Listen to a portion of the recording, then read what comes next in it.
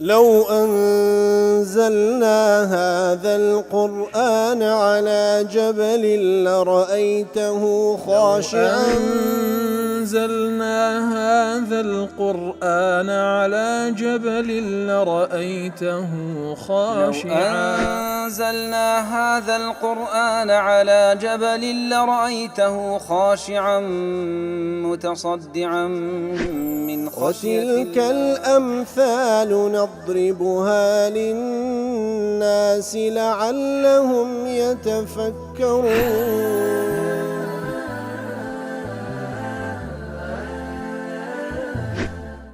الحمد لله والصلاة والسلام على رسول الله وعلى آله وصحبه ومن والاه. السلام عليكم ورحمة الله. برزان خوش حالم لواني 1277 لوانا كان تفسير القرآن بيروز بهم وخزمتان ومن بس رضامندي رب العالمين وهي دار مئوي آزي السودي لور بقرن. أعوذ بالله من الشيطان الرجيم. بسم الله الرحمن الرحيم. قال اجعلني على خزائن الأرض إني حفيظ عليم. ولا خوش يسمعوا كلواني رابج كما قال خزمت وآت بيروز دابون كالدواي أوي بتواوتي أمانتي ياخذ براءة يوسف عليه الصلاة والسلام دس المندري للان آفرة كانوا بشاهدي ملك لا حضور ملك وبتايبتيج امرأة العزيز دواء اعتراف دكا إتر إنزا باتشا كداوا دكا يوسف بين ندر لسزنو بي كان يكيق لتايبت لو كساني كوا لمجلسي ملكو تايبت بي بملك إنزا باش عيكواديه نقصي لقل دكا تواو متمانەی پێ دەکاو با بڵێن عرض دەکا لە بۆی هەر شتێک داوا دەکەی ئیمکانیەتت پێ دەبەخشین و هەروە لە لای ئێمەش ئەمین بە کە غەدرت لێ ناکرێ ئیتر ئەویش داوا دەکا بیکەنە سەرپەرشتیار لەسەر خەزێنەکانی دەولەت لەبەر ئەوەی کەسێک کە حەفیظ عەلیمە واتە کەسێک کە پارێزەرە ئەمینە و هەروەها عەلیمیشە ئاگادارە و بەرچاوڕۆنە و علمی هەیە دەزانی کو ئەو وەزیفەیە بە جوانترین شێوە بەڕێوە دەبا. عەبدوڕەحمان بن ناصر سەعید دەڵێ الویلایەة لەها ڕوکنان. ویلایەت و بەرپرسیارەتی دوو ڕوکن تێدا القووەة والئەمانە. کەسێک بە توانابی ئەو کارە ئەنجام بدا و هەروە ئەمینیش بی. دەفەرمی ئەو ئاەتەی دەینتەوە قال إنك اليوم لدينا مكين أمين. كاتكوا باتشاكا بيوسف دلي عليه الصلاة والسلام إنك اليوم لدينا للاي إيما مكين إمكانت ببخشرا وهروا أميني شي وهروها خير سبحانه وتعالى درباري أو آفرتي كوا لمدين ككتسي أو بيا وصالحي كموسى عليه الصلاة والسلام دسي تلايان عيني أو كتسج بباب خوي دله إن خير من استأجرت القوي الأمين. ساكترين كس كوا تعاملي لقلب كينو بي كينه سرپرشتيار لبو أوي كوا ميقل مركان لبو بلوريني أو بياوي لبر أوي كسيك هم بهيزة هم أميني شه كوات دله فالولايات الكبار والصغار همو إشو همو برپرسیارەتیەکان ئەو جا ئەوەی گەورەیە ئەوەی گچکەیە لابد لمتوليها أن يكون كفءا ئەوەی کەوە ئەو کارە دەگریتە بەر ئەو کارە دەگریتە دەست پێویستە كفء بی لێوەشاوی بی في قوته وأمانته وعلمه بأمور الولاية ئەوەی کەوە توانای هەبی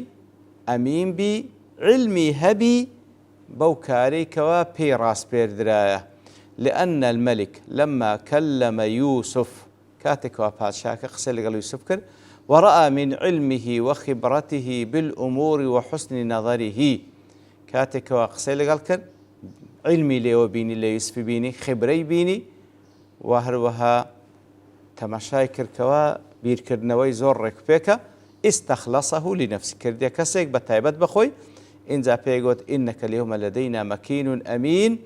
إن زا يوسفيش دفرم اجعلني على خزائن الأرض إني حفيظ عليم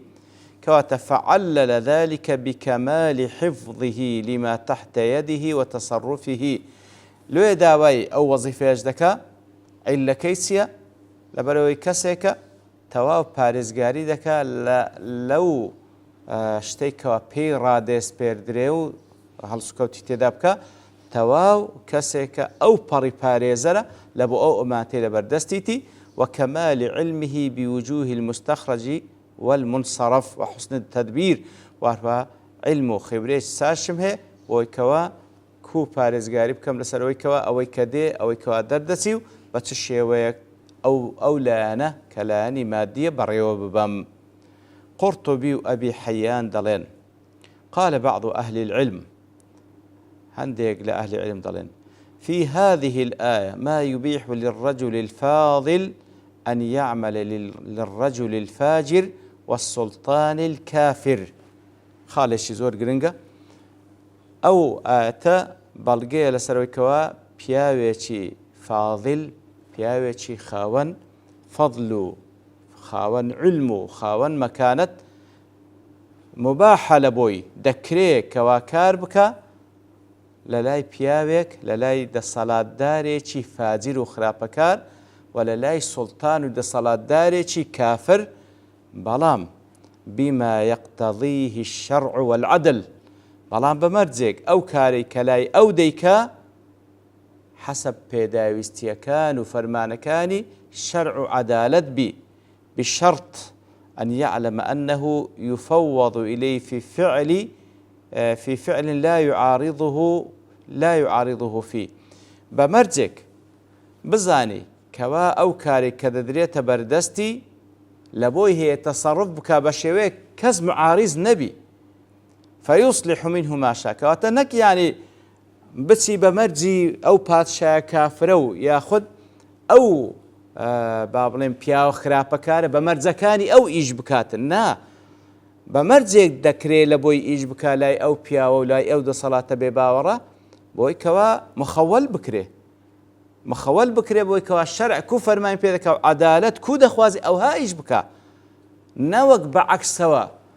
قانون و دەسەڵات و تەداخولاتی ئەو کار بەدەستە تەسەڕوفی پێ بکە بڵێ وا بکە وا مەکە نا مخەوەل بکرێ لەو کارەی کەوا پێی ڕادەسپێردرێ فيصلح منه ما شاء ئیتر ئەوەی پێی دەکرێ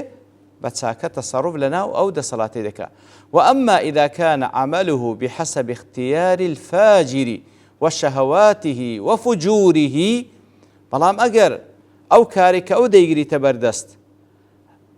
بەو مەرجانەک دەبی کار بکاتەن حەسەب ئەوەی کەوا دەسەڵاتدار و گەورە فاجر و خراپەکار و بێباوەڕەکە فەرمانی پێدەکاو حەسەب شەهەواتی و خراپەکارەکانیوی دەبی جێبەجێ بکە فلا يجوز ذلك ئەوە جائز نییە کەواتە بەڕاستی ئەوە خاڵێکی زۆر گرنگە فعلا کەسێک لە بۆی هەیە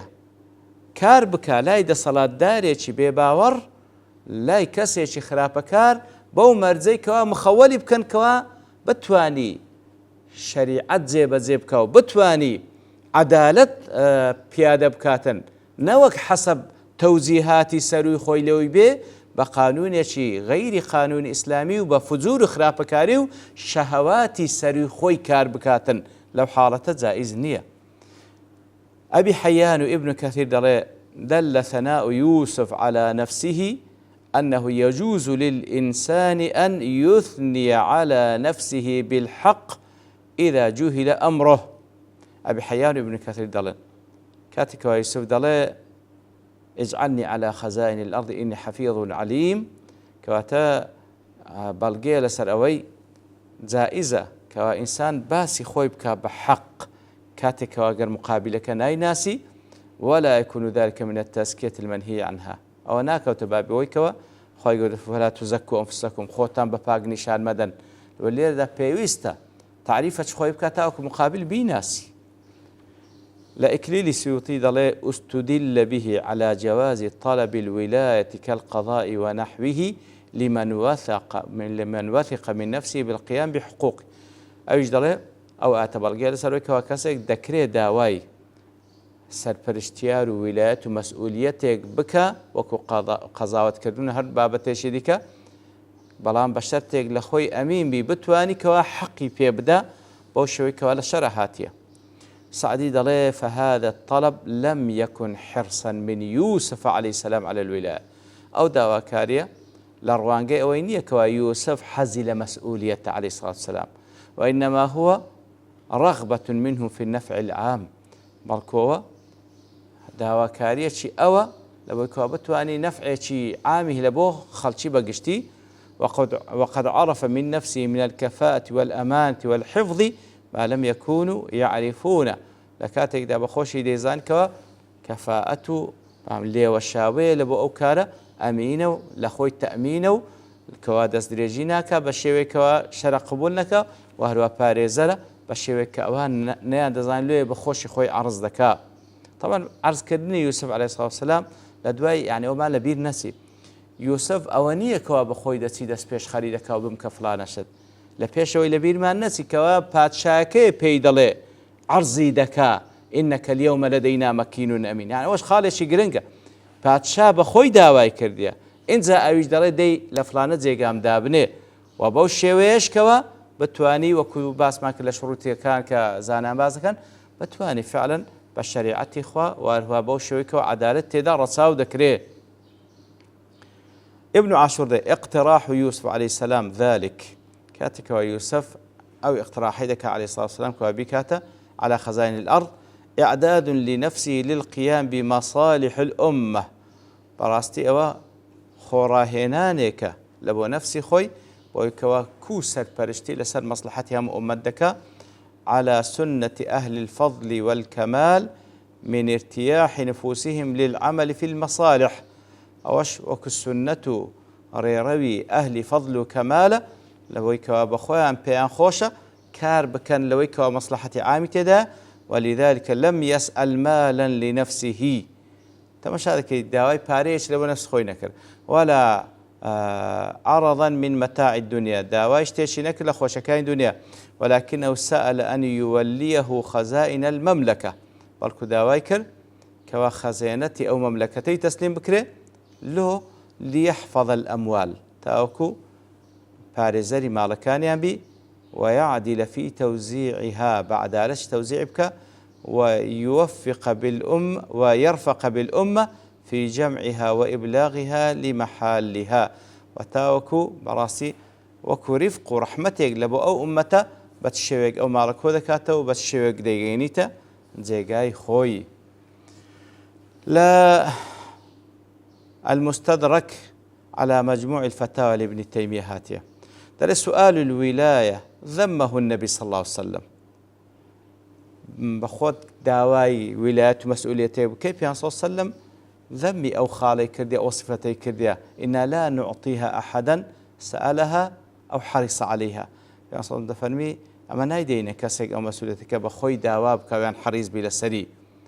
إتر داوا كردني مسؤوليات في صلى الله عليه وسلم ذمي كرديا وكلا صحيح بخاري ومسلم لحديث عبد الرحمن كرسة مرهاتية وهروها لباولين حديث أبي موسى أشعري بلام كاتك يوسف عليه الصلاة والسلام اجعلني على خزائن الأرض فلأنه كان طريقا إلى أن يدعوهم إلى الله.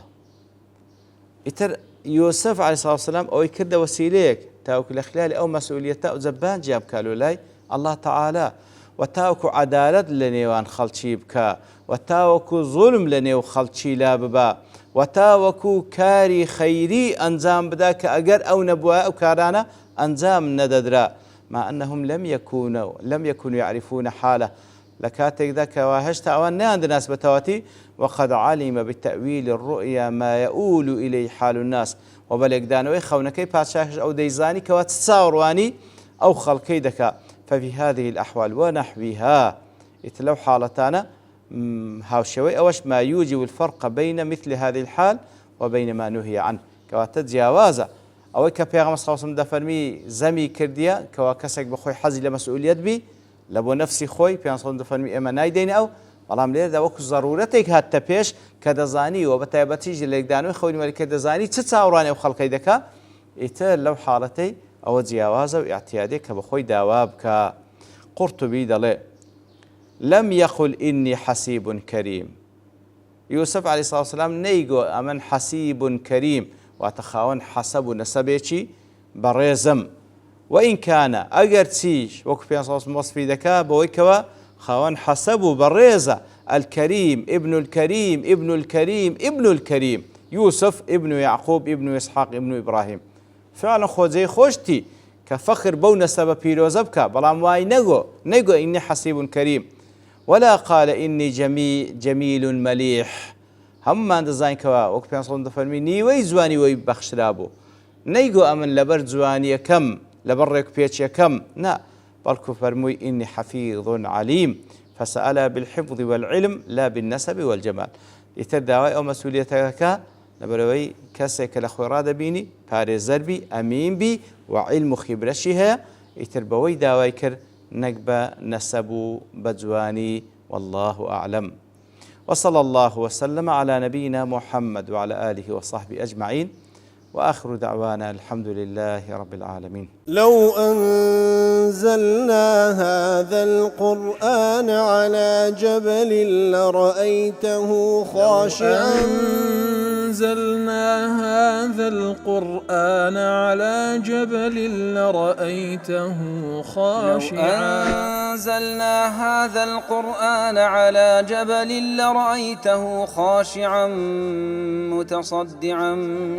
من خشية وتلك الأمثال نضربها للناس لعلهم يتفكرون.